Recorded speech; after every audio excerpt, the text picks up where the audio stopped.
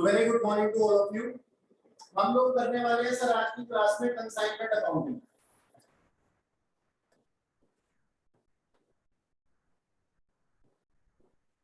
Sir ये consignment accounting बहुत महंगा चैप्टर है, ध्यान से सुनना।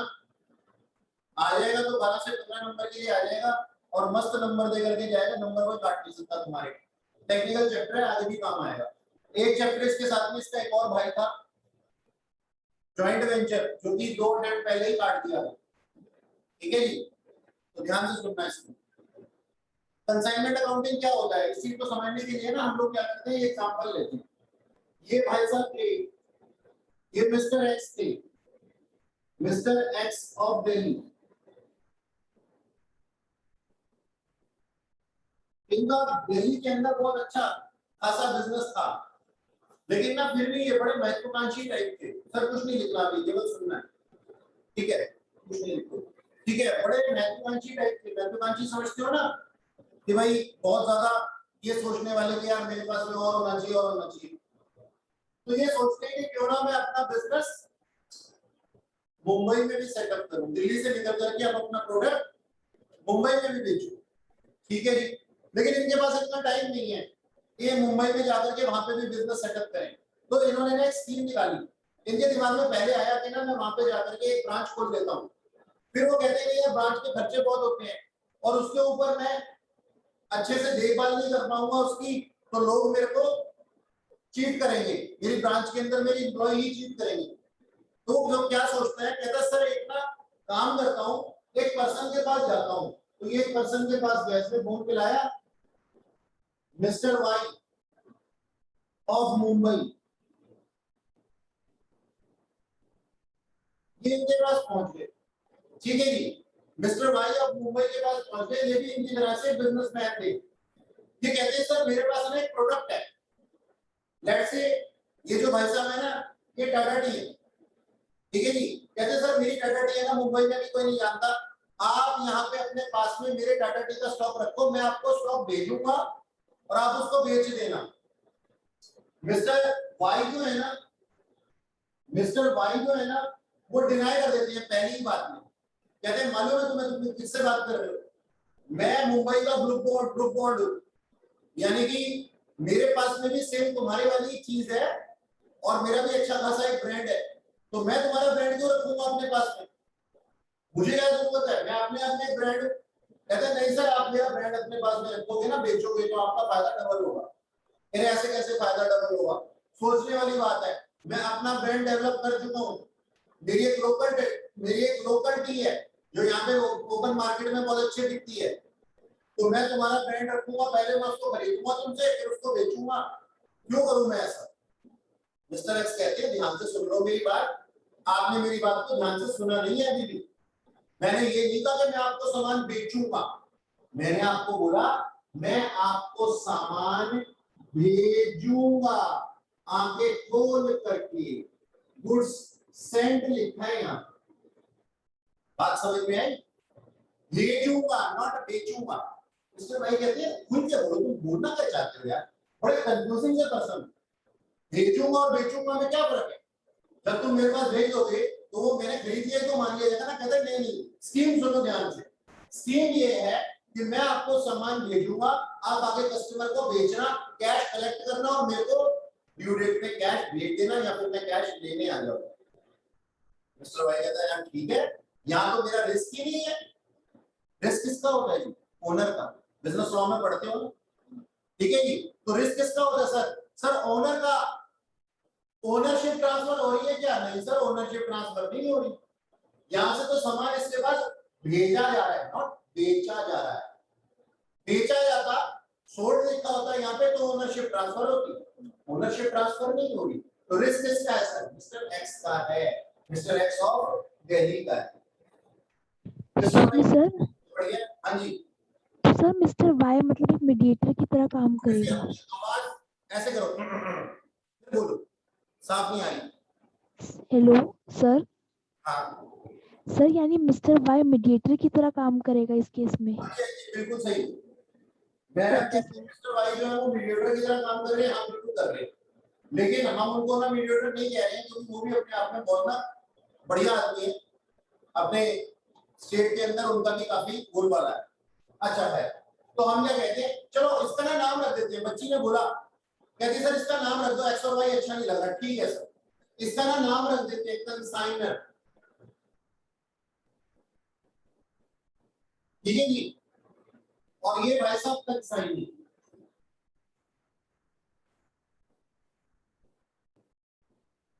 ये कंसाइनी आप ठीक है। हाँ सर, तो मीडिएटर मत कहो इसको बोलो कंसाइनी, ये कंसाइनर। ओके सर ठीक है। अब मिस्टर भाई है ना, फिर दोबारा थोड़ी देर बाद में कहते हैं नहीं मेरे को नहीं अच्छा लगा आपका प्रपोजल। कहता क्यों, रिस्क तो सारा मेरा है। कहते एक बात बताओ, मैं अपना प्रोडक्ट बेचता हूँ, अच्छा खासा प्रॉफिट कमाता हूँ, आपका प्रोडक्ट यहाँ पे रखूंगा, मेरा वाला ब्रांड खराब हो जाएगा। कहता है मिस्टर एक्स कहता अच्छा एक काम करो, आप यहाँ पे अपने पास में जो प्रॉफिट कमा रहे हो उस प्रॉफिट से ज्यादा, मतलब आप अपने ब्रांड पे जो प्रॉफिट कमा रहे हो उससे ज्यादा मैं आपको क्या दूंगा सर, कमीशन दूंगा। उससे ज्यादा मैं आपको कमीशन दूंगा। यानी कि आप मेरे पास कमीशन बेसिस पे काम करना। आप जो मेरा सामान आगे बेचोगे ना, आप जो मेरा सामान आगे कस्टमर को बेचोगे, वो जो बेच करके मुझे पैसे दोगे तो आप मुझसे उसके लिए कमीशन भी ले लेना।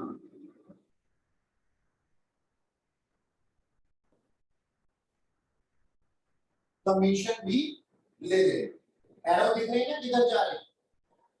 ठीक है, अब मिस्टर भाई कहते हैं, फिर से नखरे करने लगे। कहते हैं यार मेरे यहाँ पे ना चूहे हुए बहुत है, सामान वहां से यहाँ पे आने में टूट फूट सकता है, खराब हो सकता है, कौन रिस्पॉन्सिबिलिटी लेगा। यार मैं तो अपना दुकान से 1 रुपए की भी एडवर्टीजमेंट नहीं करता अपने प्रोडक्ट की। आपका प्रोडक्ट बेचूंगा कस्टमर को तो मुझे एडवर्टीजमेंट करनी पड़ेगी, क्योंकि आपके प्रोडक्ट को यहाँ कोई जानता नहीं है। यार बड़े पचड़े हैं यार, नहीं मेरे को तो तुम माफ करो। मिस्टर एक्स कहते हैं भाई साहब बात क्या करती, आप तो हम की बातें कर रहे हो, हम तो आपको बहुत बढ़िया समझ रहे थे। कहता जी कैसे, कह रहा बिजनेसमैन हो, ऐसी छोटी छोटी बातें कर रहे हो, ये लो सारे के सारे एक्सपेंडिचर ये भी मैं आपको दूंगा। इसका मतलब क्या हुआ कि मैं आपको कैश फॉर एक्सपेंडिचर दे दूंगा। मतलब मिस्टर भाई जितने भी पंगे डाल सकते थे, एरो देख लो ना कहा जा रहा है। यानी ये ना केवल सामान भेजेगा, सामान के साथ साथ कुछ पैसे भी भेजेगा। क्या बोलेगा, ले जा तेरा खर्चा पानी, इसको बेचने के लिए तेरे जो खर्चे हो रहे हैं ना वो खर्चे भी मैंने उठाए। अब यहाँ पे एक बात ध्यान रखना, सारे के सारे खर्चे, चाहे कंसाइनर के खर्चे हो चाहे कंसाइनी के खर्चे हो, related to product, related to product, वो सारे के सारे कौन बियर करेगा, कंसाइनर बियर करेगा। रिलेटेड टू प्रोडक्ट, समझ में आई। ये वाला प्रोडक्ट जो है सेंड करना, ये नहीं ये भाभी जी को जाकर के 10,000 की साड़ी दिला रहा है, खर्चा हो गया बाबूजी मेरा, देना जरा थोड़े से पैसे।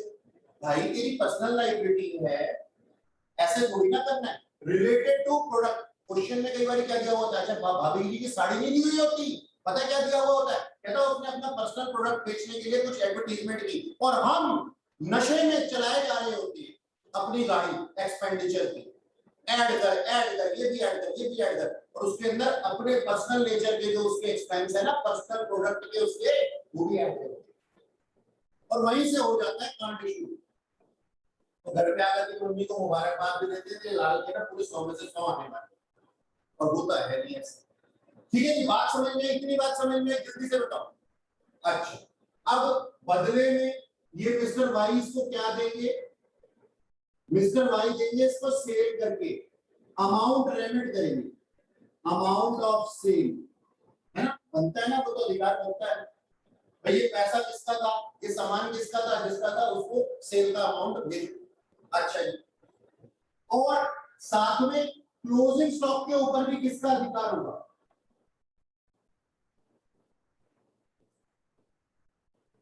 क्लोजिंग स्टॉक के ऊपर भी मिस्टर एक्स का अधिकार होगा। सर क्या ये क्लोजिंग स्टॉक मुंबई में ही पड़ा रहे और अगले साल का ओपनिंग नहीं बन जाएगा, हाँ बन जाएगा, होगा ये। लेकिन देखो हम क्या कह रहे हैं कि ये अधिकार में किसके है, मिस्टर कंसाइनर के है। तो ये मिस्टर वाई क्या कहेंगे कि भाई साहब ये मेरा नहीं है, ये पड़ा जरूर मेरे पास हुआ है लेकिन है ये आप ही का। इतनी कहानी समझ में आई? एक बार फिर से, मिस्टर एक्स मिस्टर वाई को कहते हैं भाई साहब मेरा सामान बेचो, मेरे लिए बेचो, मैं आपको भेजूंगा, आप आगे बेचना। नंबर 2, बेचने के लिए कितने भी एक्सपेंडिचर होंगे उसके लिए मैं आपको कैश दूंगा, ठीक है जी। नंबर 3, इसको बेच करके जो आप सेल करोगे उसके ऊपर मैं आपको कमीशन दूंगा, कमीशन एजेंट की तरह।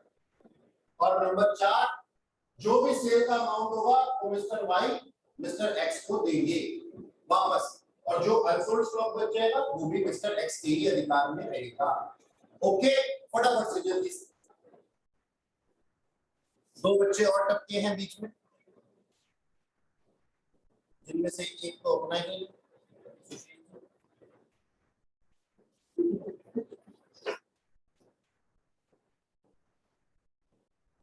सुशील जी ने पढ़ लेते हैं, आप अभी सिर्फ फीस लेंगे हम पढ़ के, इनके इनके इनसे अकाउंट की फीस लेंगे, रोज आकर के हमारी क्लास में बैठ जाते हैं क्या?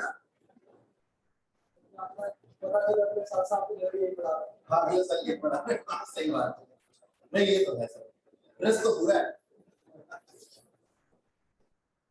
सर। दोनों सेम प्रोडक्ट बेच रहे हैं ना?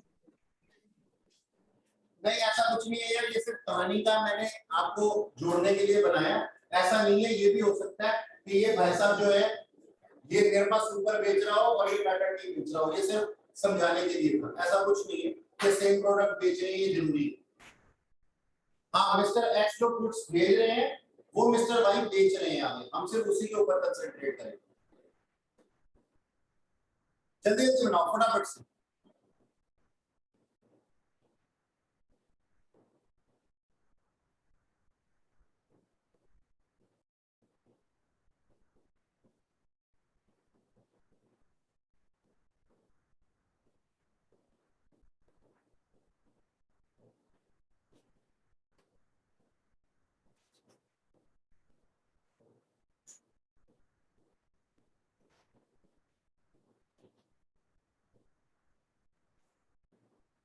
जल्दी जल्दी बनाओ।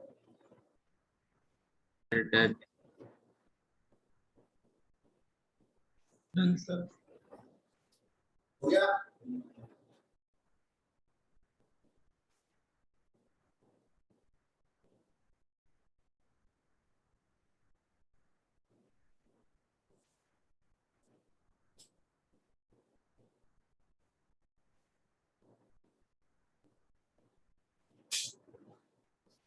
अब मैं सिर्फ एक जनरल एंट्री पहले बताऊंगा, बाकी सारी बाद में बताऊंगा।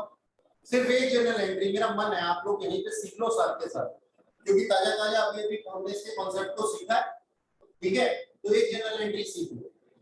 अब ये जो मिस्टर एक्स थे ना, मान लो,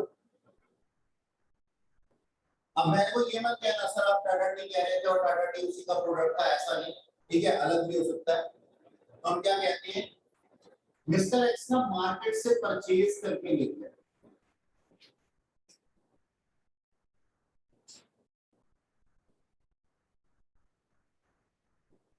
परचेज फ्रॉम मार्केट, ठीक है जी, ये मार्केट था, मार्केट से परचेज करके लेके आए।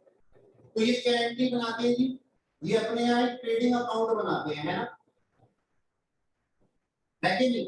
ट्रेडिंग अकाउंट आपने देखा फाइनल अकाउंट के अंदर, ट्रेडिंग अकाउंट के अंदर परचेज की क्या एंट्री होती है सर, यहाँ पे लिखा जाता है परचेज, टू परचेज, ठीक है जी। ओके, लेट्स से ये 5 लाख रुपए का सामान लेकर के,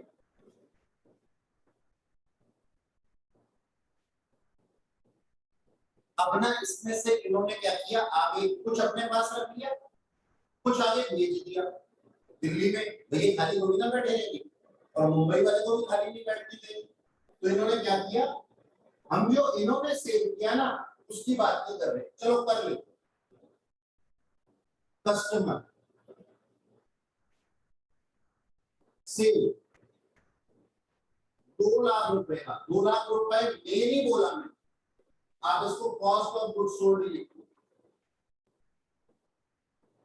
एक मिनट की कॉस्ट ऑफ गुड्स सोल्ड लिखो आप सेल्स, ठीक, लेकिन वो कॉन्सेप्ट भी गलत हो जाएगा। चलो मैं इसको एक काम कर देता हूँ, 3 लाख ही कर देता हूँ sales, and cost of goods sold लिख देता हूँ 2 लाख। तो इसने 2 लाख रुपए का सामान 3 लाख में अपने पास में बेच दिया दिल्ली के अंदर ही, और ना यहाँ पे मिस्टर वाई ऑफ मुंबई को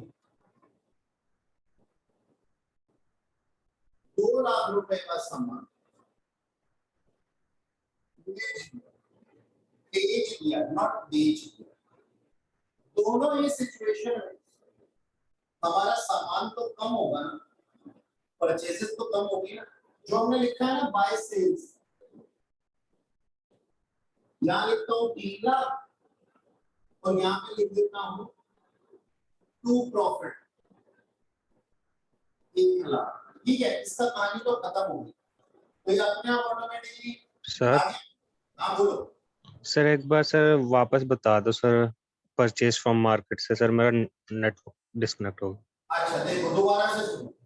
मिस्टर एक्स ना मार्केट से जब 5 लाख रुपए का सामान परचेज करके लेके आए, और इन्होंने ये सामान क्या किया सर, क्यों कॉम्प्लिकेटेड बना लो यार, काम नाम परेशान क्यों करना।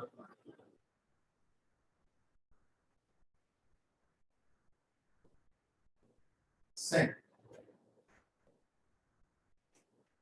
पूरा का बस, क्योंकि मुझे पता है बाद में बच्चे कहेंगे सर ये प्रॉफिट कहां से आया, ये क्या हो गया। सर मैं इस फोन से एग्जिट कर रहा हूँ, मुझे दूसरे फोन से लॉग इन क्या? करना है। प्लीज क्या? मुझे एंट्री दे दो दूसरे फोन से सर।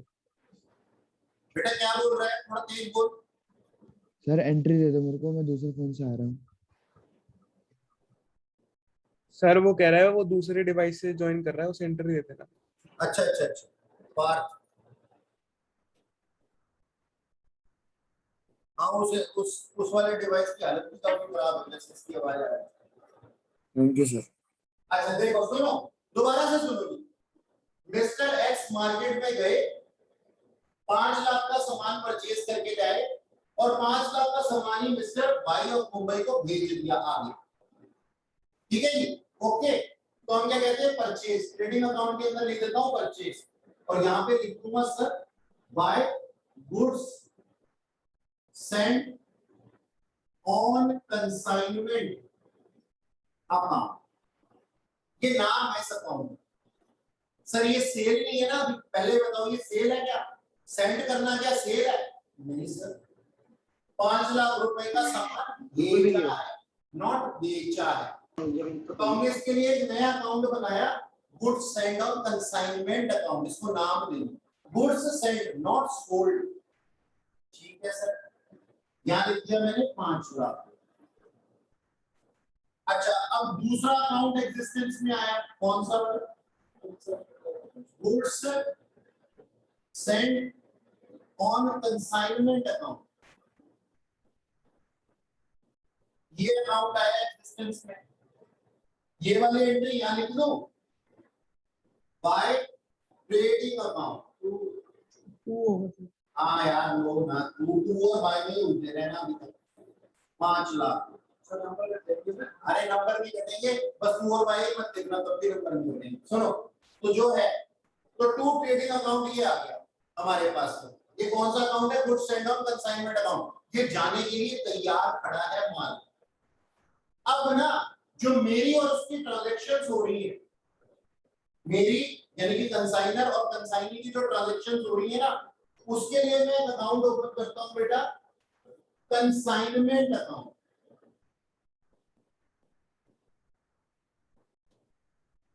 कंसाइनमेंट अकाउंट, और ये कंसाइनमेंट अकाउंट जो है ये क्या है, एक नॉमिनल अकाउंट है, जहां पे सारे के सारे खर्चे और लॉसेस डेबिट साइड पे और क्रेडिट साइड पे सारी इनकम्स और गेन्स लिखते जाते हैं जी।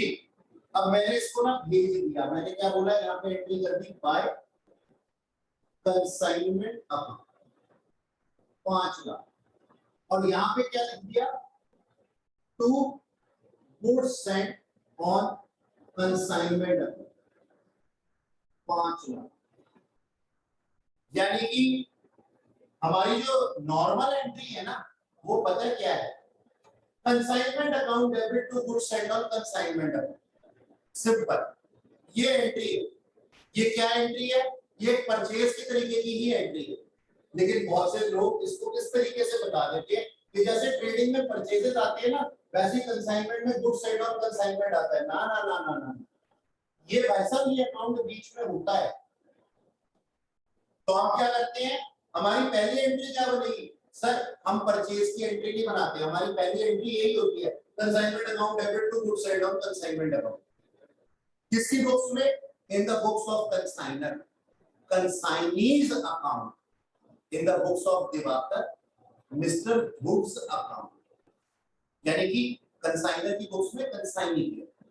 तो मैंने उसको माल भेजा, ये लिखता हूं, तो मैं क्या बोलता हूं? Consignment account debit to goods and on consignment account. इतने का एक एक्सपेंस है मेरा, जो मैंने आगे भेजा है, किया है। ठीक है जी। तो हम क्या कहते हैं सर, पहली एंट्री अगर हम यहां से देखेंगे तो क्या बनेगी? पहली एंट्री बनेगी सर हमारे पास में trading account debit to purchases account, है ना? Trading account debit to purchases account, उंगली को भी खा लेना उनके साथ। ठीक है, पहले एंट्री बनेगी trading account debit to purchases account. ठीक है जी, ओके। अब ये रिवर्स पे आ जाएगी सर, भेज देंगे। हम तैयार कर रहे हैं इस माल को कि सर ये तू जाने के लिए अब तैयार हो जा, परचेज है तू, लेकिन हम नहीं बेचेंगे, तेरे को भेजेंगे आगे। तो हमने goods and on consignment account open किया, तो यहां से ये माल क्या हो गया? कम हो गया। जब स्टॉक कम होता है तो क्या हो जाता है सर? क्रेडिट हो जाता है ना, चाहे वो सेल की वजह से हो, चाहे वो भेजने की वजह से।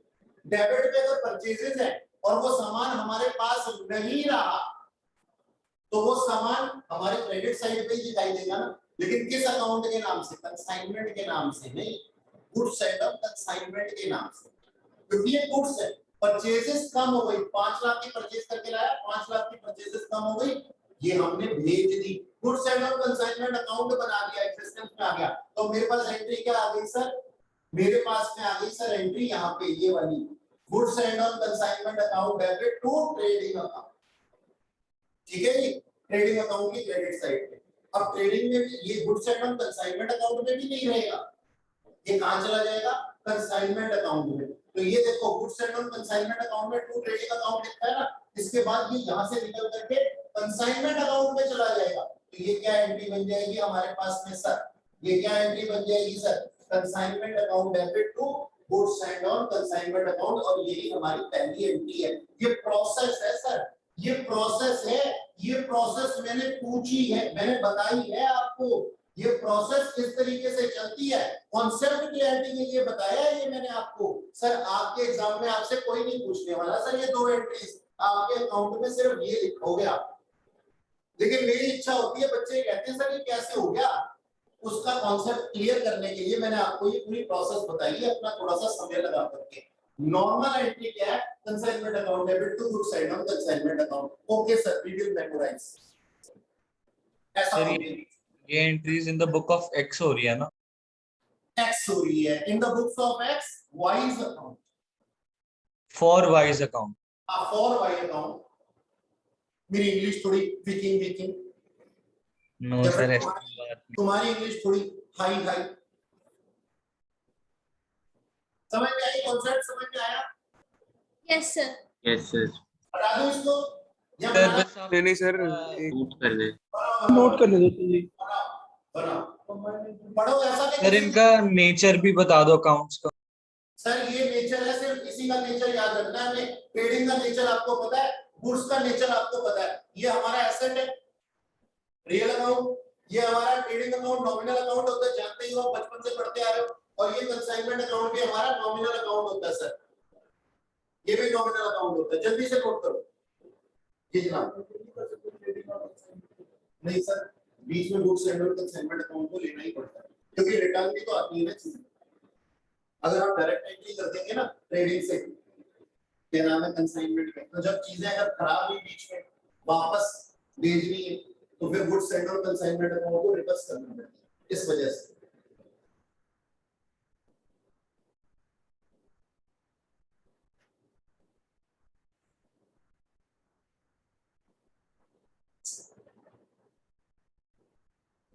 कल आए थे तुम लोग यहाँ पे? कल आए थे तुम लोग यहाँ पे?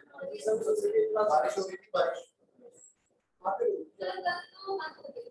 बंद तो बाद में हुई थी ना, जाते समय तो हुई थी ना। मैं सुबह 7 बजे मैं तैयार होकर के निकलने के लिए खड़ा था और बारिश आ गई बहुत जोर से। फिर मैंने घर से ही क्लास की गुड़गांव की। पता नहीं यार, दिमाग खराब कर रहे। एक तो न्यूज चैनल वाले पता नहीं कौन कौन से एंगल से शॉट्स लेते हैं, मेरे को समझ ही नहीं आता। पता ही नहीं कैसे करा देते हैं बंदे को। हाँ, पता नहीं कौन सी जगहों पे जाकर के, मतलब इतना कमर तक पानी कहाँ पे था दिल्ली में, मेरे को समझ नहीं आया।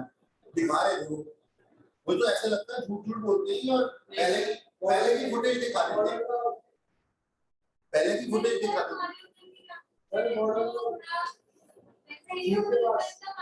हाँ सर, झील ओवर हो गई। हाँ तो वो तुम झील में उतर करके अगर फोटो खींचोगे तो फिर तो ठीक है ना।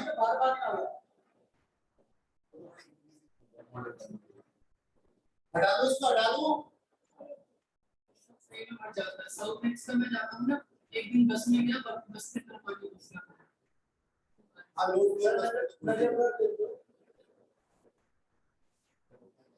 हटा दो इसको। Yes.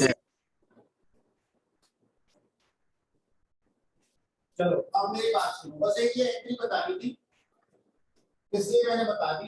अब चलो आगे चलते हैं।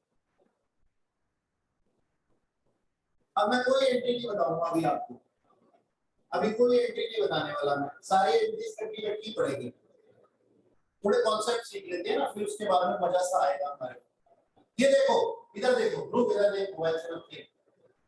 अब ना ये पर्सन कंसाइनर कंसाइनी को कमीशन देता है ना काम करने के लिए। तो कमीशन है ना 3 तरीके की होती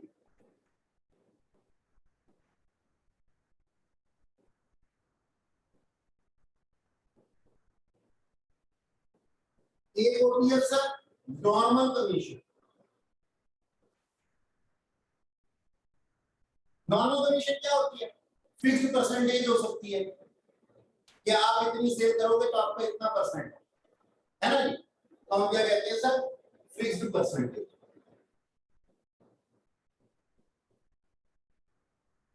ठीक, फिक्स परसेंटेज नॉर्मली है 10% देना है, 5 लाख का निकाल सकते हैं 50,000 रुपए। ओके, एक होती है सर डेलिब्रेट कमीशन। सर ये क्या होता है? पहले ध्यान से सुनना मेरी बात। डेलिब्रेट कमीशन क्या होता है? ध्रुव है ना कंसाइनी है, मैं कंसाइनर, ठीक है। अब हम क्या करते हैं, मैंने इसको सामान भेजा, इसने आगे कस्टमर को सामान बेचा, शिवानी को इसने सामान बेचा, मैंने इसको 5 लाख का सामान दिया, इसने उसको शिवानी को बेच दिया। शिवानी को इसने 5 लाख रुपए में ये सामान बेचा। शिवानी ने क्या किया? 4 लाख रुपए रख लिए, 4 लाख रुपए दे दिए, 1 लाख रुपए रख लिए, मार लिए। अब ध्रुव भाई साहब परेशान, लेकिन ना फिर एकदम से इनके दिमाग में आया, कहता सारा रिस्क जो है ना वो ओनर का होता है। ओनरशिप किसके पास थी? मेरे पास में।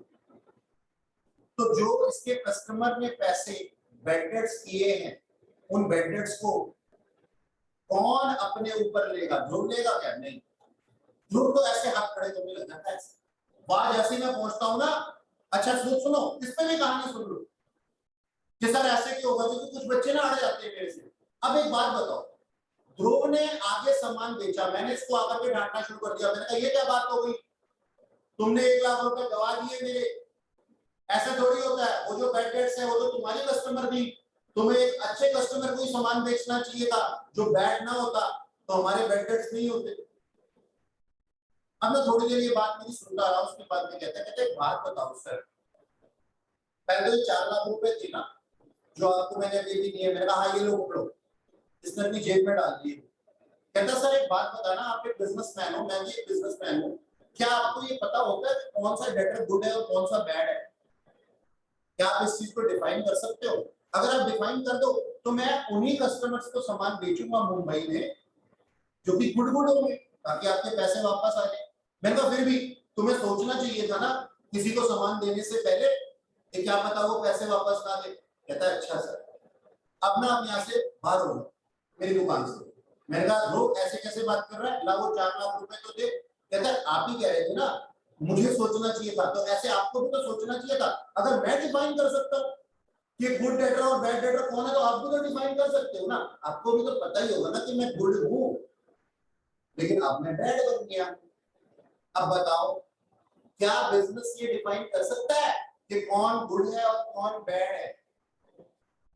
तो मेरे पास ना क्वेश्चन आता है बच्चों की तरफ से, सर ये हमें ना लॉजिकली नहीं लगता कि सर कंसाइनर कंसाइनी के बैड डेट्स को अपने ऊपर ले। दरअसल वो कंसाइनी के बैड डेट्स नहीं थे, वो कंसाइनर के ही बैड डेट्स थे। तो फिर आगे क्या हुआ, ग्रुप ने मेरे को 4 लाख रुपए दे दी, बात कर रहा हूं। तो ये बैड डेट्स किसने बियर किए? मैंने, कंसाइनर। हाँ जी ऑनलाइन वाले बच्चे, ये बात समझ में आई मेरी? जल्दी बताओ। Yes sir. Yes, जो sir. सेल्स जो सर एक कंसाइन अमाउंट समझ नहीं आया सर। सेल्स अकाउंट में डाल। क्या?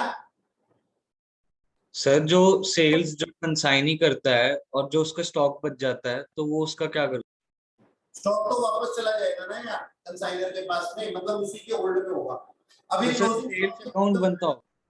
अभी क्लोजिंग स्टॉक की बात नहीं कर रहे, अभी क्लोजिंग स्टॉक की बात नहीं कर रहे बाबू जी। अभी तो सिर्फ बैड डेट्स की बात कर रहे हैं।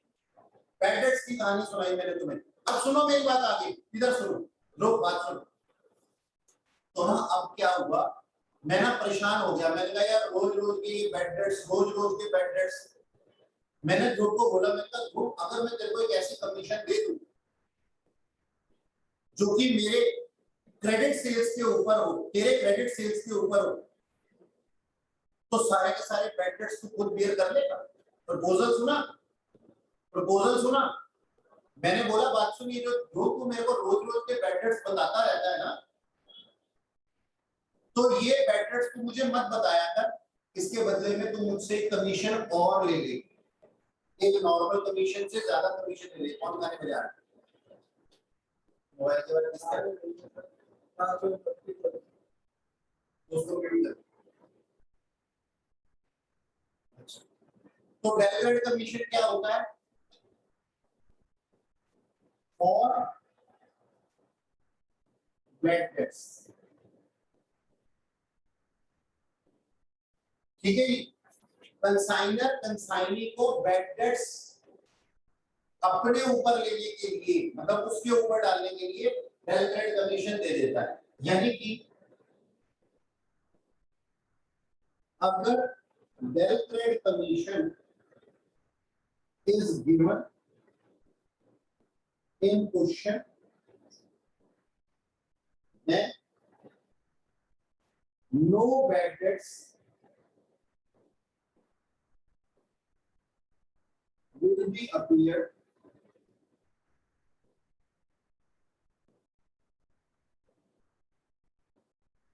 in consignment account। ठीक है, याद रहेगा, कंसाइनमेंट अकाउंट के अंदर कोई भी किसी भी तरीके का बैड डेट्स नहीं आएगा अगर डेलिवेट कमीशन जो है दी गई है किसको, given in question is provided to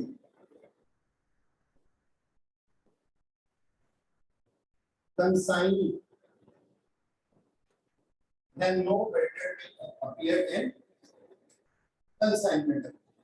ठीक है, ये बात समझ में आ गई? देन कोई शक तो नहीं है कि डेलिवेट कमीशन क्या होता है? चलो जी आगे चलो। बैड डेट कमीशन ये जो इसमें आप बाकी एक्सपेंसेस का इस्तेमाल नहीं कर सकता हूँ। अब बाकी एक्सपेंसेस तो आएंगे अभी। हाँ अच्छा, मतलब डेलिवेट कमीशन का इस्तेमाल बाकी एक्सपेंसेस के लिए नहीं, नहीं सर, सिर्फ बैड डेट्स के लिए ही है। अगर डेलिवेट कमीशन दी है तो बैड डेट्स नहीं आएंगे, बस बाकी सारे एक्सपेंसेस तो आएंगे कंसाइनमेंट अकाउंट। तो मतलब कंसाइनर वो कमीशन देती है, हाँ, और उसमें बैड डेट्स करवानी बंद कर दी, फिर वापस आ रहा। तो नहीं, ऐसा कुछ नहीं है, ये रोकने के लिए ही है। उसको मालूम है कि क्रेडिट सेल्स के अंदर बैड डेट्स होती है, वो बैड डेट्स के नाम पे कमा रहा था उससे, तो कहता भाई बैड डेट्स मैं नहीं अपने ऊपर लूंगा, बैड डेट्स आपको बियर करने पड़ेंगे, ठीक है, और मैं आपको एक्स्ट्रा कमीशन दे देता हूं, नॉर्मल कमीशन से एक्स्ट्रा कमीशन, डेलिवेट कमीशन। ठीक है, हाँ जी बोलो, कोई कुछ कह रहा था क्या? सर मतलब कंसाइनर पहले ही पे कर देते हैं कंसाइनी को बैड डेट मतलब पे करने के लिए, यही मीनिंग है ना?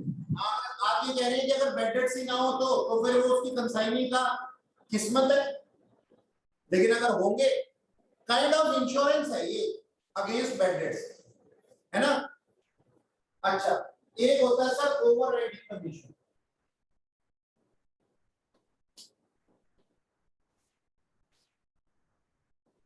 अब ये क्या होता है, ये सुनो जी ध्यान से। मुंबई में ज्यादा महंगाई है, लोग मुंबई में था, मैं दिल्ली में था। लोग कहता है कि सर आप मेरे को अपने प्रोडक्ट का एक पैकेट 100 रुपीज में बेचने के लिए देते हैं, मैं नहीं पूछूंगा उसके ऊपर आपका कितना प्रॉफिट है, लेकिन अगर टूथब्रश की तरह ऐसे ऐसे कर रहा है उसको, टूथब्रश की तरह लिटरली, पगले बच्चे, सारा ध्यान भंग कर दिया मैंने। देखो क्या मैं बोल रहा था, दोबारा से सुनो।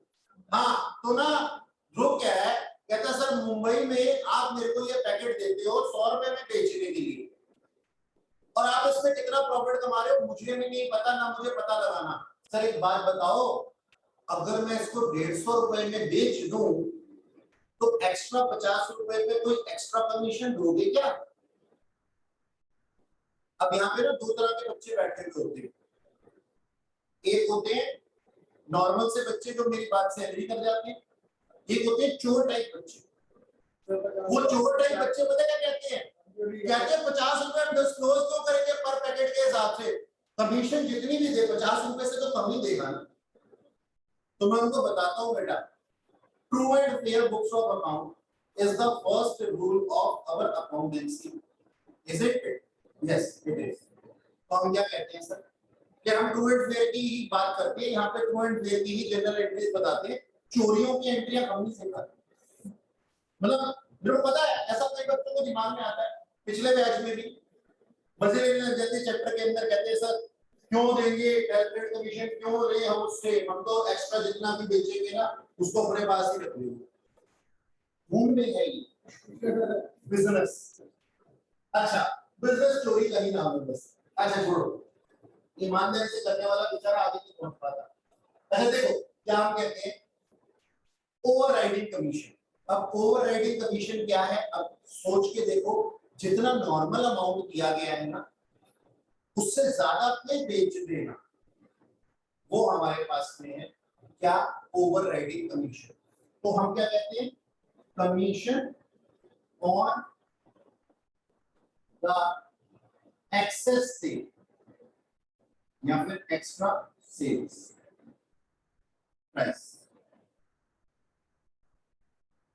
ठीक है, यानी कि 150 रुपए पे उसको नॉर्मल कमीशन तो मिलेगी, 50 रुपए पे एक्स्ट्रा एडिशनल कमीशन मिलेगी, that is known as overriding commission. या फिर ऐसा भी हो सकता है कि 100 रुपए तक तो नॉर्मल मिले और उसके आगे ओवरराइडिंग मिले, जैसा भी क्वेश्चन में दिया हुआ होगा हम वैसा करेंगे। ये तीनों तरह की हमारे पास में कमीशन होती है। हटा दूं इसको, मोशन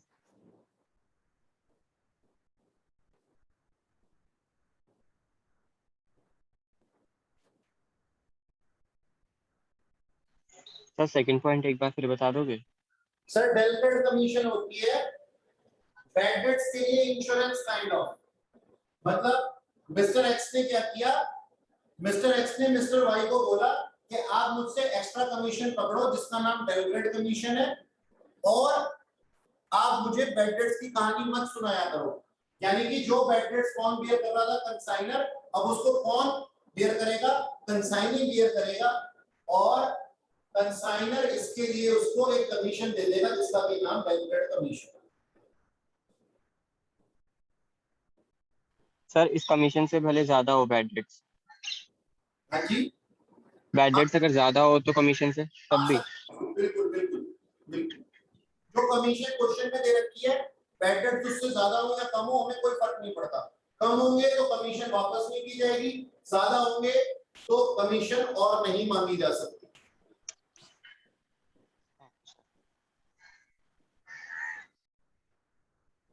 ये पार्क में बैठ के कौन पढ़ रहा है?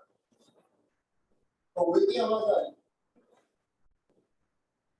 है, खिड़की पे बैठ के भी पढ़ सकता है। हटा दो इसको, जल्दी जल्दी लिखो।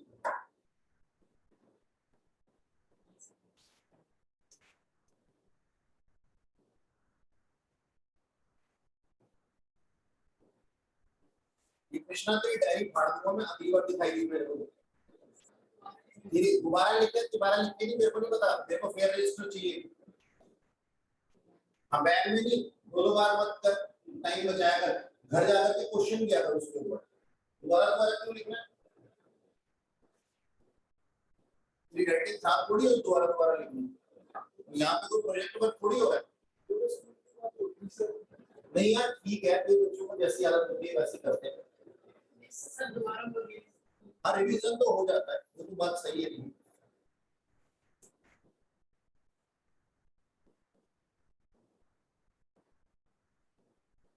हटा दूं?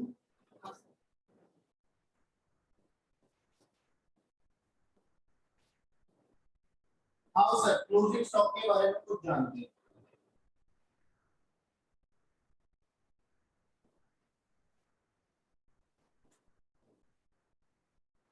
How to compute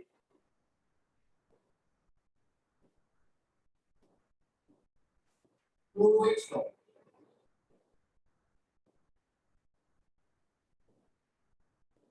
closing stock कैसे कंप्यूट करते हैं? Under consignment. ध्यान से समझना पहले, ये मिस्टर एक्स थे, मिस्टर कंसाइनर, और ये थे मिस्टर कंसाइनर। इन दोनों ने ही ना खर्चा किया। किस टाइप का खर्चा किया आओ देखते हैं। मिस्टर कंसाइनर ने माल भेजा और माल के ऊपर एक्सपेंस किए इंश्योरेंस और फ्रेट, इंश्योरेंस,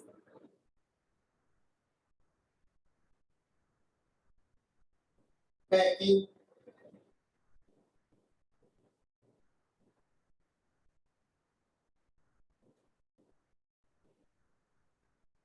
ठीक है जी। ऐसे एक्सपेंडिचर्स की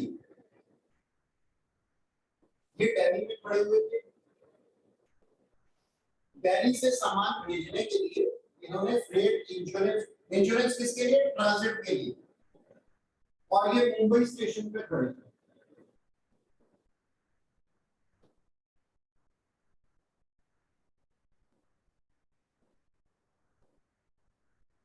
मुंबई स्टेशन पे खड़े हुए थे। मुंबई स्टेशन से ना इनका गोडाउन थोड़ा सा दूर था। ये था इनका गोडाउन।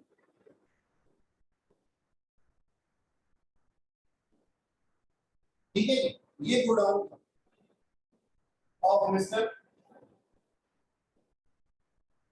कंसाइनी। तो ना यहाँ से यहाँ तक आने के लिए ना इन्होंने भी सेम ही खर्चे कर दिए। फ्रेट, इंश्योरेंस,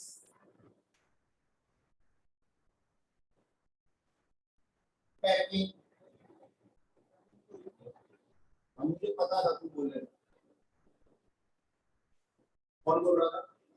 जो कह रहा है पैकिंग तो पहले से हुई है, इंश्योरेंस भी हुआ है।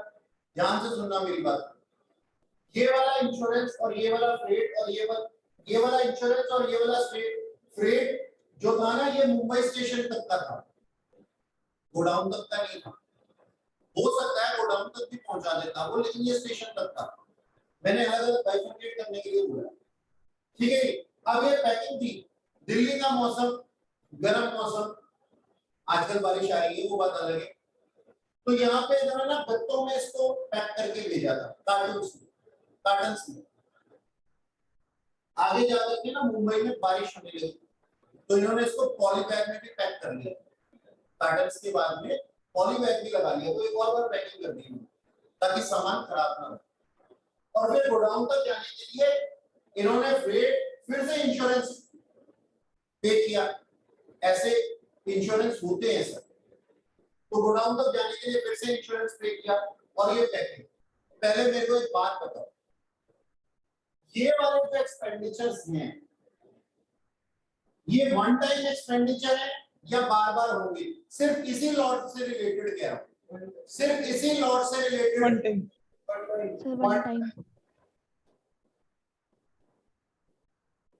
और इस लॉट से रिलेटेड ये वाले जो एक्सपेंडिचर हैं ये वन टाइम है या दोबारा दोबारा होंगे? सर दोबारा दोबारा कैसे होंगे? एक बार ही लेकर वन टाइम है सर। दोबारा मुंबई स्टेशन पे लाएगा, अब फिर लेके जाओ, ये भी वन टाइम है बाबू। सर बट माल जब बिक तो वापस लाना ही होगा। सर सर लेकिन जब वापस कस्टमर को हम ये माल बेचेंगे तो सर तब भी तो फ्री चार्जेस लगेंगे ही। अब मैं उस पे आ रहा हूँ, कस्टमर को जब माल बेचेंगे तब क्या एक्सपेंडिचर होंगे, तब की बात बाद में है। अभी तो मैं यहाँ से बात कर रहा हूँ, ये निकला है गड्डी लेके, समझ में आई? और इसने 3 तरीके के एक्सपेंडिचर किए, ये भी वन टाइम ही है सर। ये इस लॉट के ऊपर इस तरीके के एक्सपेंडिचर दोबारा नहीं करेगा, एक ही बार गोडाउन में लेके आएगा। हाँ, अब आगे की कहानी सुनो। ये खड़ा हुआ है एक सीन वाला बंदा, दिख रहा है? इसको हम कहते हैं कस्टमर, फाइनल कस्टमर। गोडाउन से निकल करके ये सामान कस्टमर तक पहुंचे और होंगे सर एडवर्टीजमेंट के एक्सपेंडिचर।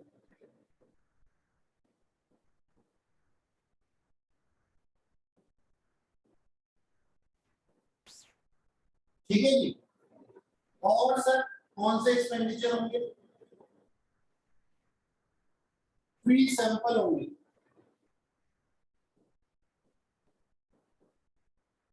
फ्री होम डिलीवरी होगी,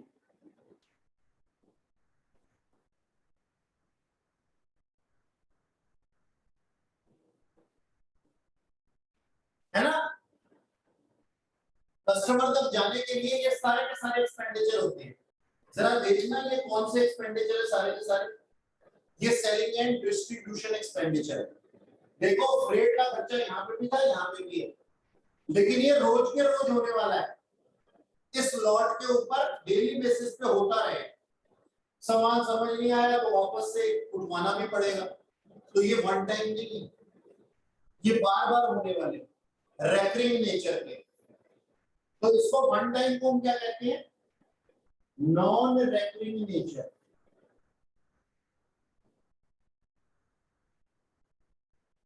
और नॉन रेकरिंग नेचर के एक्सपेंडिचर। और ये जो सारे के सारे एक्सपेंडिचर है, ये सारे के सारे रेकरिंग नेचर एक्सपेंडिचर। दिखाई दिया नीचे तक? ठीक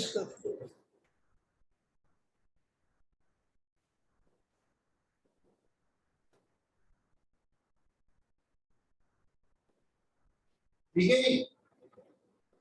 ये रेकरिंग नेचर एक्सपेंडिचर,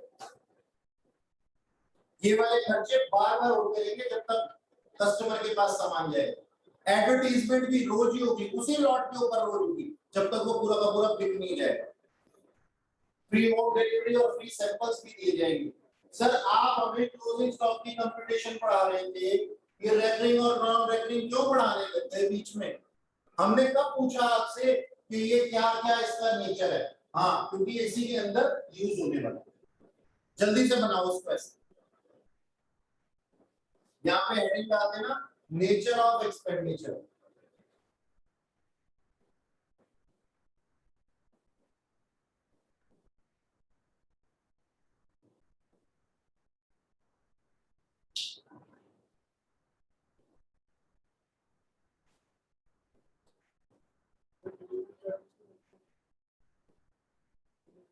हाँ, डिलीवरी चार्जेस, अगर फ्री डिलीवरी है तो डिलीवरी चार्जेस नहीं मिलते ना, तो फ्री होम डिलीवरी तो देते हैं।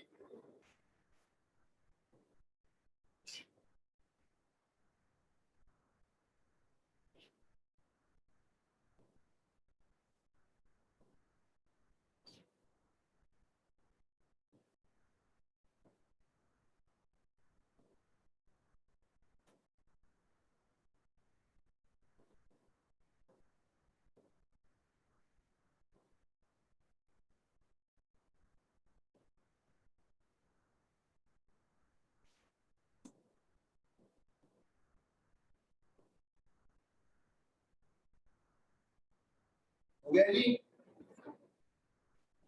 No sir. जल्दी जल्दी करो।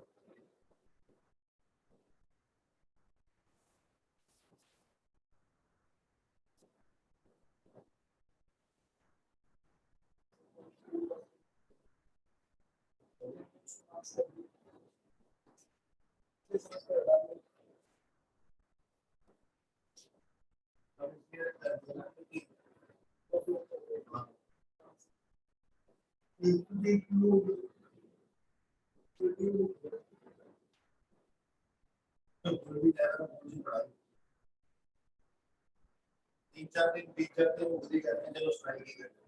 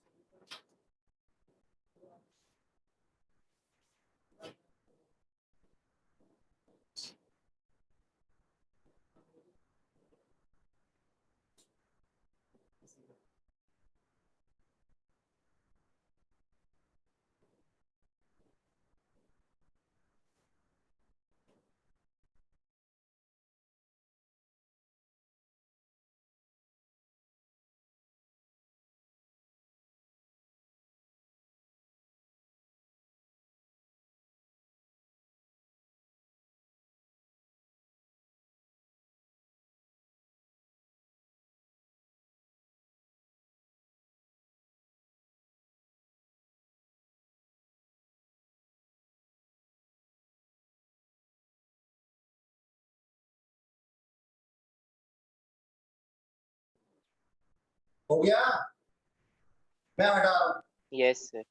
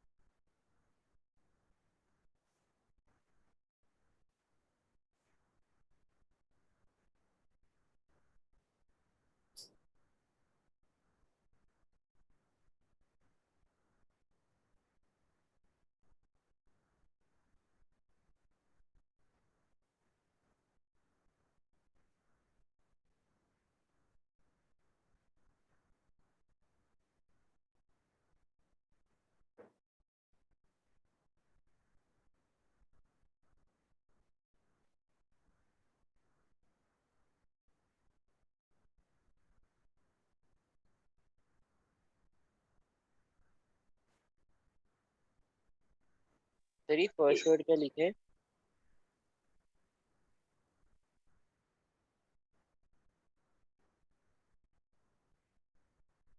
हाँ जी सर, देखो क्या लिखा, computation of closing stock, selling price of unsold goods. Sir क्या पढ़ा रहे हो आप हमें? स्टॉक तो एट कॉस्ट आता है हमेशा, सेलिंग प्राइस क्यों लिख दिया?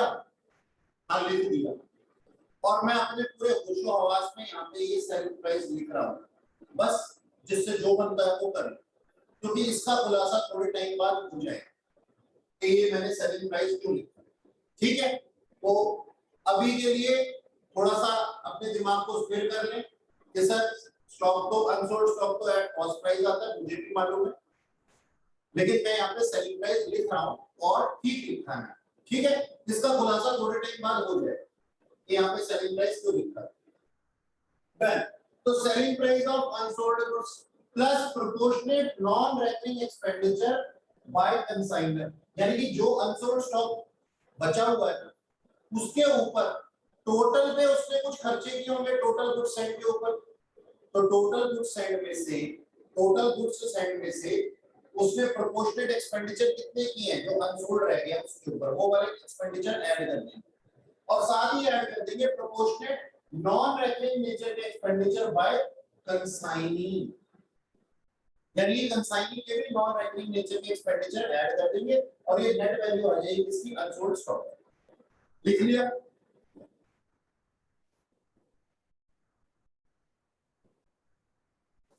जल्दी लिखो फिर मैं डिक्टेट करता हूं, एक छोटा सा न्यूमेरिकल तुम्हें समझ में आ जाएगा।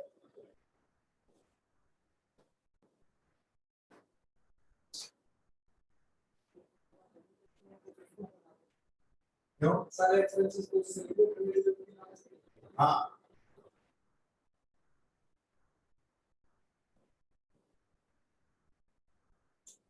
क्या सर हो गए। कौन नहीं सर? सर थोड़ा विजिबल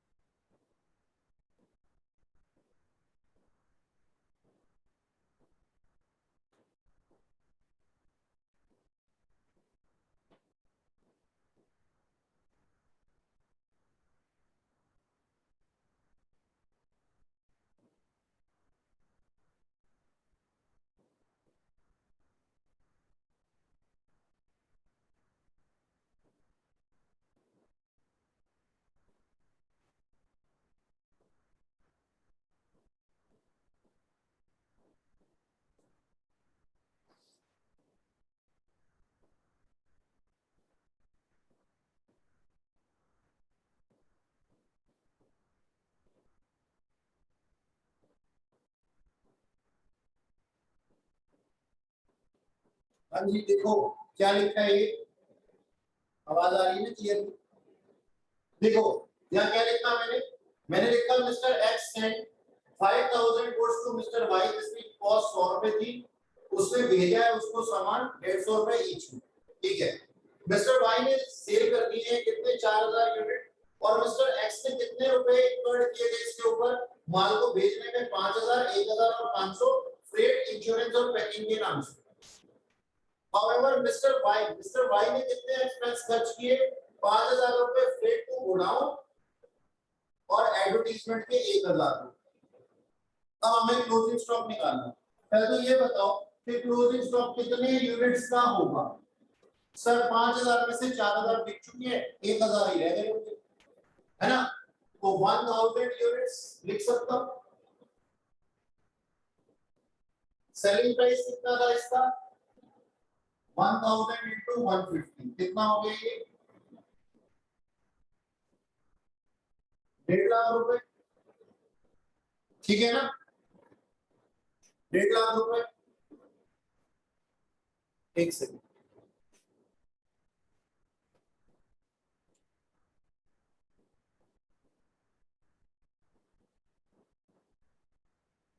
जी, अब देखिए विजिबल है 1.5 लाख रुपए ये हो गए, ठीक है sir. Proportionate expenditure of non recurring nature by consignor, consignor ने कितने रुपए खर्च किए 5000, 1000 और 500 यानी कि 6500, है ना? ₹6500 रुपीज उसने खर्च किए कितनी गुड्स पे? 5000 गुड्स पे। तो बताओ 1000 गुड्स पे कितने खर्च किए होंगे? 1300 कितने? 1300 1300। अच्छा जी, ऐसे ही भाई साहब ने 5000 रुपए फ्रेट पे खर्च किए तो गोडाउन, लेकिन एडवर्टीजमेंट रेकरिंग नेचर का है। तो यहाँ कितने लेंगे आप? सिर्फ 5000 ही लेंगे। तो 5000 रुपए इसने 5000 गुड्स पे खर्चे हैं, तो बताओ 1000 गुड्स के ऊपर इसने कितने खर्चे होंगे जी? 1 रुपए खर्चा ना, तो 1000 हो गया। तो टोटल कितना आ गया? 152,300। यही हुआ? ठीक है, इसको नोट करो फटाफट सारे।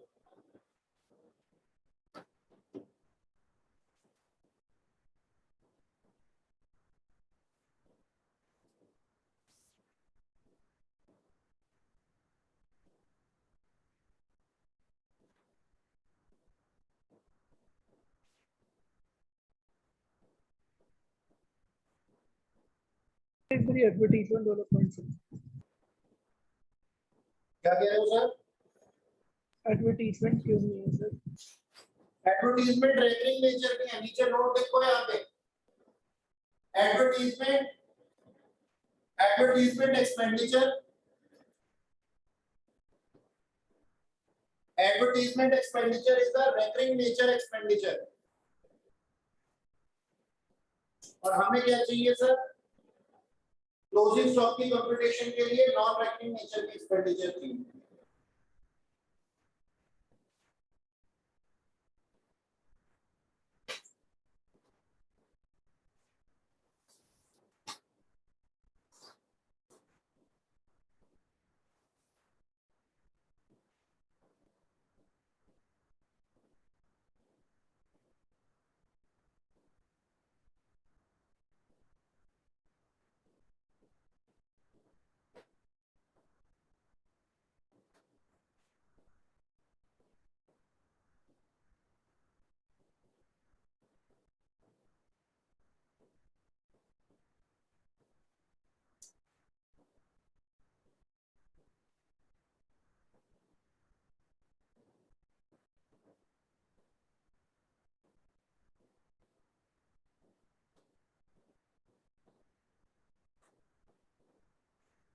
हटा दो उसको।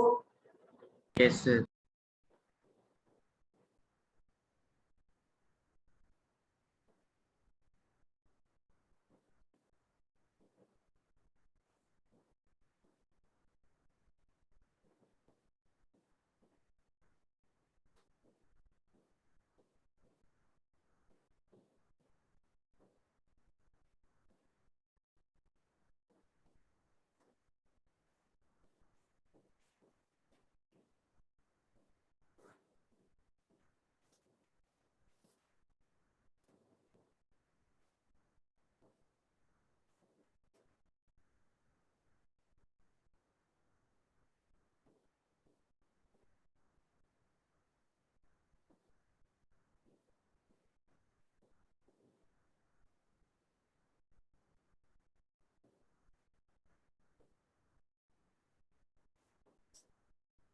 लिखना sir, journal entries, journal entries in the books of consignor.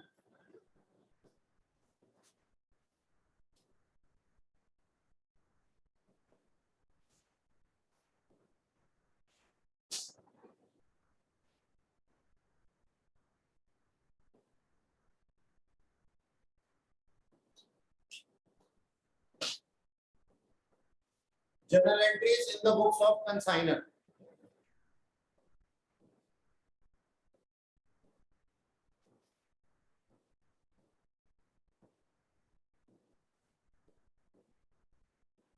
हाँ जी, पहली एंट्री गुड्स एंड की थी, जिसको कि मैं समझा चुका हूं। क्या एंट्री होगी? Consignment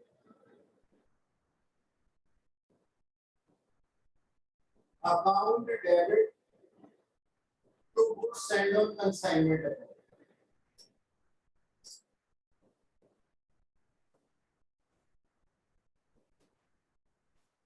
Number 2 entry, expenses by consigner. याद रखना ये कंसाइनर के एक्सपेंसेस हैं, ठीक है। Consignment account debit to bank account, कृपया ध्यान दें क्यों हमने ये एंट्री लिखी है। नॉमिनल अकाउंट है, नॉमिनल अकाउंट में एक्सपेंसेस डेबिट साइड पे आते हैं। कंसाइनमेंट अकाउंट क्या है? नॉमिनल अकाउंट है, सारे के सारे एक्सपेंसेस डेबिट साइड पे हैं। तो कंसाइनमेंट अकाउंट डेबिट, और बैंक हमारे से बैंक से पैसे गए हैं तो कम हो जाएंगे पैसे, तो एक्सपेंसेस की क्या एंट्री होगी? Consignment account debit to bank account, किसके? कंसाइनर के एक्सपेंसेस की। सर क्या सिर्फ कंसाइनर ही एक्सपेंस करता है? नहीं सर, कंसाइनी भी करता है। Expense bye consignee. अब सोच करके देखो, ये भी एक्सपेंडिचर ही है। हाँ सर, तो कंसाइनमेंट अकाउंट डेबिट होना चाहिए।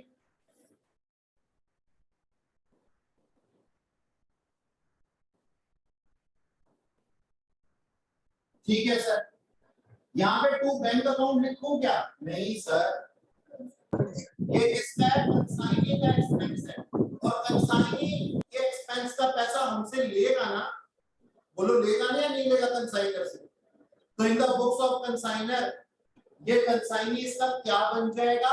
क्रेडिटर। लायबिलिटी, लायबिलिटी या क्रेडिटर बढ़ जाती है तो क्या होता है सर? क्रेडिट हो जाती है। Credit to consignee account, personal account में डालेंगे सर, तो कंसाइनी। अच्छा, नेक्स्ट है सर हमारे पास में कमीशन टू कंसाइनी। अब कंसाइनी को कमीशन देंगे तो ये भी कंसाइनर का एक खर्चा ही है ना। कंसाइनमेंट अकाउंट डेबिट होना चाहिए। हाँ सर, होना चाहिए।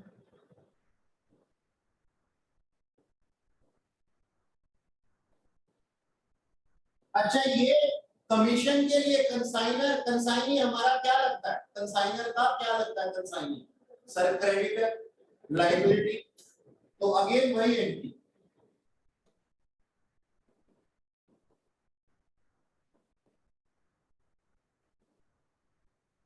ठीक है जी। अगर कमीशन के अंदर डेबिटेड कमीशन दी हुई होगी तो एक्सपेंडिचर का बैड डेट्स वाला अमाउंट यहाँ नहीं है। बैड डेट्स वाली एंट्री नहीं करेंगे फिर हम, अदरवाइज करेंगे। चलो आप लिखो इसको, लिखो पहले इसको लिखो फिर आगे लिखवाता हूँ। लिख लिया? ऊपर वाली एंट्री लिख ली? फर्स्ट Yes, लिख ली? थर्ड और फोर्थ एंट्री रिपीट कर दो। कौन सी वाली बेटा? Third and fourth. Third and fourth entry के अंदर एक्सपेंडिचर बाय कंसाइनी है। कंसाइनी ने ये जो एक्सपेंडिचर इनकर्ड किए हैं ये रिएम्बर्स करवाने हैं उसको, किससे? कंसाइनर से, है ना। तो हमारे लिए कंसाइनमेंट अकाउंट में डेबिट तो होगा ही, क्योंकि ये एक्सपेंडिचर किसके ऊपर आ रही है? कंसाइनर के ऊपर आ रही है, तो कंसाइनमेंट अकाउंट डेबिट। और अब इसको रिएम्बर्स किए जाएंगे, किसको मिलेंगे? वो हमारी एक तरीके की लायबिलिटी है, तो कंसाइनी अकाउंट क्रेडिट हो गया। सेम इस तरीके से कमीशन भी कंसाइनर के लिए क्या है? एक्सपेंडिचर ही है। कंसाइनी का कमीशन कंसाइनर के लिए क्या है? एक्सपेंडिचर है, तो हमने कंसाइनमेंट अकाउंट को डेबिट कर दिया और कंसाइनी अकाउंट को क्रेडिट कर दिया, क्योंकि इस अमाउंट के लिए कंसाइनी हमारी लायबिलिटी है। तो सर कंसाइनी तो ई है ना? हाँ, कंसाइनी, ये देखो ना, ये रहा। E stands for consignee and OR stands for consigner। ठीक है, मैंने लास्ट के एप्लीकेशन उठा लिए यार, इतना तो तुम मेरे साथ में रहते हो, सीख ही गए हो इतने दिनों में। मतलब सर कंसाइनी की लायबिलिटी है ना उसमें? ऐसा सर लायबिलिटी है ना सर उसकी? वो कंसाइनर की लायबिलिटी है। कौन? कंसाइनी, तो इसलिए हमने उसको कंसाइनी को क्रेडिट किया। इन दोनों अमाउंट्स के लिए, चाहे वो एक्सपेंडिचर हो चाहे वो कमीशन हो, क्योंकि देना है। अच्छा सेकंड एंट्री बता दो। कौन सी वाली? सेकंड वाली। हाँ जी सर। देखो सर, एक्सपेंस बाय कंसाइनर, मैं खुद कंसाइनर हूं और मैंने एक्सपेंस किए हैं, तो मैं अपने लिए खुद लायबिलिटी थोड़ी बनूंगा। तो मैं क्या कहता हूं, कंसाइनमेंट अकाउंट तो डेबिट करो क्योंकि ये खर्चा है, लेकिन क्रेडिट किसको करो? बैंक को करो। मेरे बैंक से ये खर्चा हो गया, मैंने कर दिया तो मेरा बैंक कम हो गया, एसेट कम हो गया तो क्रेडिट हो जाता। अच्छा जी, किसी ने फर्स्ट पूछ लिया, सिर्फ को दूंगा उसका, पहले यहां से चालू हुए अब फर्स्ट तक आ गए, मतलब पूछना है तो पूछ लो यार, कोई दिक्कत नहीं। Fifth entry, bad debts.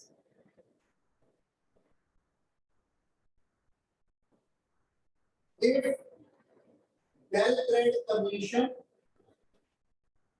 not provided,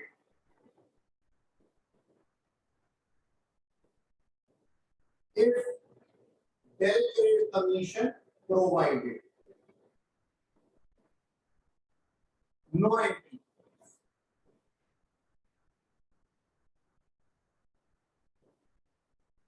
ठीक है जी, अगर डेल क्रेडिट कमीशन दी गई है तो कोई एंट्री नहीं होगी बैड डेट्स की कंसाइनमेंट अकाउंट में, और अगर डेल क्रेडिट कमीशन दे दी है तो क्या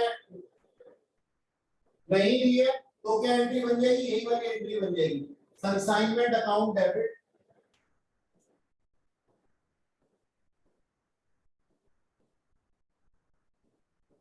टू कंसाइनी अकाउंट।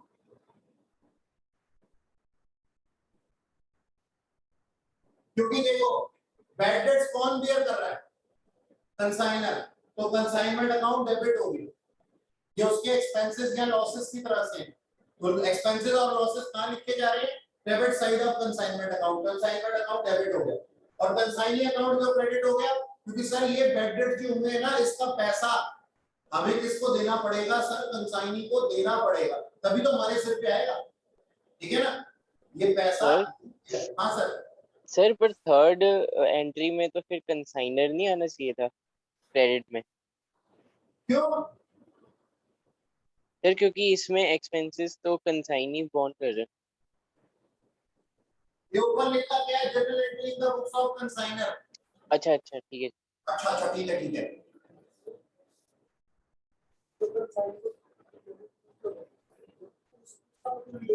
बिल्कुल रिलेशन है। अच्छा एक बात बता, कस्टमर के अकाउंट को डायरेक्ट अपने से जोड़ने के लिए बीच में उसको भी तो लेना पड़ेगा, क्या करना पड़ेगा? हाँ, वो कैंसिलेशन कैसे होगी वो भी मैं सिखाऊंगा। ध्रुव पता है क्या कह रहा है? कह रहे हैं बैड डेट्स के पैसे थोड़ी देने पड़ेंगे हमें उसको, जो आप ऐसा कह रहे हो, ये तो कैंसिल हो जाएगा अपने आप। हाँ बिल्कुल सही, कैंसिल पता है कैसे होगा? कैंसिल ये होगा, ये ना जितने भी अमाउंट है ना, ये पे नहीं किए जाएंगे उसको, ना कमीशन पे की जाएगी, ना बैड डेट्स का अमाउंट पे किया जाएगा, ना ये उसके एक्सपेंडिचर पे किए जाएंगे। ये पता क्या होगा? जो वो सेल करेगा ना, उसमें से ऑटोमेटिकली एडजस्ट होंगे और रिमेनिंग अमाउंट वो हमें भेज देगा। ये होगा जब कंसाइनमेंट अकाउंट पूरा बनेगा ना, तो देख लेना तुम्हारे सामने यही होगा।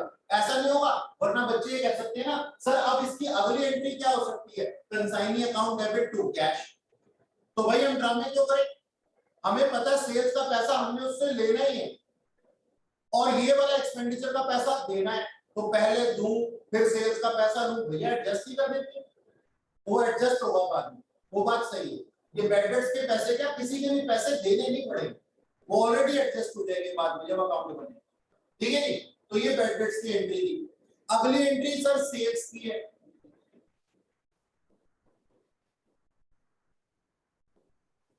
इधर सुनो ध्यान से, सेल्स बाय कंसाइनी। अब एक बात बताओ, सेल्स इनकम है, तो इस सेल के अमाउंट से कंसाइनमेंट अकाउंट क्या हो जाना चाहिए? क्रेडिट हो जाना चाहिए। नॉमिनल अकाउंट है ना, तो क्या मैं यहां लिख सकता हूं टू कंसाइनमेंट अकाउंट? हाँ सर बिल्कुल लिख सकते हैं, क्योंकि इनकम है सेल्स, और ये पैसा हमें उससे लेना है, किससे? कंसाइनी से लेना है। तो कंसाइनी इस टाइम पे हमारा क्या है? डेट है या फिर एसेट है, तो हम क्या कहेंगे? Consignee account debit to consignment, ये पैसा हमें सेल्स का उससे लेना है।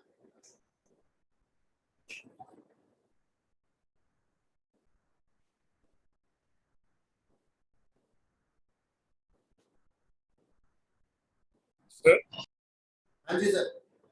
सर सेल्स की एंट्री तो कंसाइनी की बुक में नहीं होगी और हमारी में कैश रिसीव की। नहीं सर नहीं, सेल्स की एंट्री हमारे पास भी जो ड्यू होगी ना, ऐसा थोड़ी है कि उसने हमें पैसा इकट्ठा करके दे दिया वो बाइफरकेट नहीं करेगा। तो सेल्स के लिए हम ड्यू की एंट्री बनाएंगे, तो जब ड्यू होगा तो उसको कंसाइनमेंट अकाउंट में लिखा जाएगा क्रेडिट साइड पे। और यहाँ पे ना गलती से बाय सेल्स मत लिख देना, बाय कंसाइनी लिखा जाएगा, क्योंकि कंसाइनी से भी पैसा आना बाकी है। जब पैसा दे देगा तो ठीक है।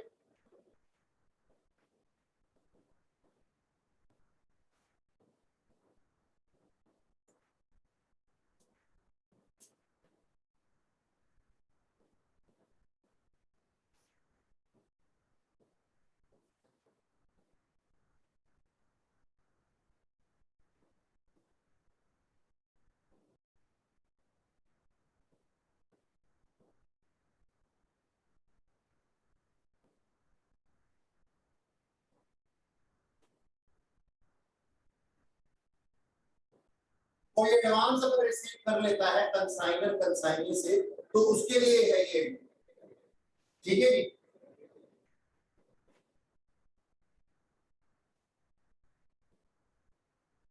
Consignors account debit, consignor account debit क्यों हुआ? डेबिट द रिसीवर, ठीक है जी। ओके अच्छा, और अब हमारे पास में क्या है, मतलब किसके पॉइंट ऑफ व्यू से ये कंसाइनी उसको पैसा दे रहा, तो उसका बैंक जो है वो कम हो जाएगा। टू बैंक अकाउंट, एक काम करो इसको भी छोड़ ही दो, इसको रहने दो, सर ये कंसर्न रहने दो, काट दो, काट दो, काम में परेशान हो जाओ, रहने दो। कंसाइनी की बुक्स में थी एंट्री, मैं कंसाइनर की लिखवा रहा हूँ अभी, तो काम में परेशान हो जाओगे, इसलिए मैंने कहा इसको काट ही दो, रहने दो, क्योंकि ऊपर हेडिंग लिखी है द बुक्स ऑफ कंसाइनर।